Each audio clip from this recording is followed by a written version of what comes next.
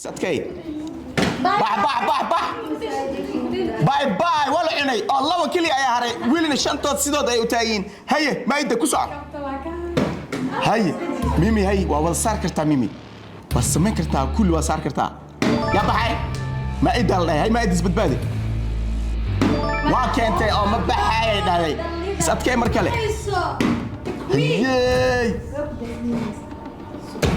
هيا ميمي جانس في عنها ستاوين استيجي ترتيب وأول صار كرتا نو بروبلم هيا بعي هاي ميمي اسمت بادي وصبي كرتا هبحن نو واي شي از اوت مركله waxa meesha loo reebtay Mrs Malaysia oo is adkay Mrs Malaysia ni jabin kaliga ku hareen waa wada saar kartaa hay maayda ku soo ciyaar idinka yeeni mareen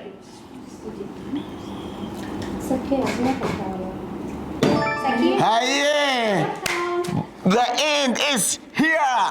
Oh, the end is near. wax walbana way isbedel karaan wax tus bye bye موسى هي عادي بس دي نورمال او هي كله لسه وجرا لكن انت جوجو احترام سميها سو خلي ما بس اوكي واي على كل حال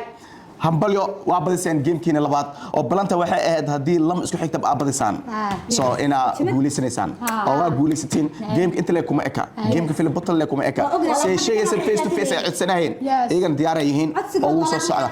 waxa ayaan dar face to face ka shoogaan ina ka badino wallahi dhima la face to face muktashan kartid fiiriya buuq ma fiicna moogtihiin game ciyaarona moogta xifaaltan ma jiraa sax waay laakiin se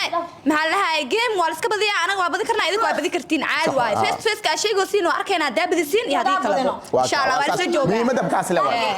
ma game loo tashan karo iyaka hadda fiiri waxay doonayeen face to face hal gaar micnaheed ma inay naga guuleysana anaga waa guuleysan karnaa moogta iyaka naga guuleysan karaan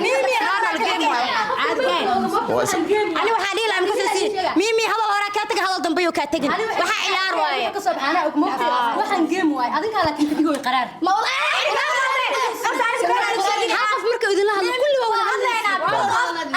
sida aragteen ciyaartii ugu dambeysay ee dhaxmartay team Tunisia Malaysia team Tunisia Muqdisho ayaa waxa lagu garaacay team Tunisia Malaysia sida aragteen gameka wax uu feetirsanay waa zeereenin waxay noqotay maa'ido saf ayay ka martay dhinaca kale xanaaqooda ayaa maanta soo noqday team Tunisia Malaysia ciyaartu waliya la iska badan jiray in asasna wax naaqdaan ma ahan yacni qof walbo hadii laga guul dareysto inuu yacni caadi noqdo ayaa ku wanaagsan intuu sax xanaaqi lahaa team Tunisia Muqdisho waxaan leeyahay hambalyo next team Tunisia Malaysia kan guul ay rajeena $1,000 waxa halaf u yeeshtay team Tunisia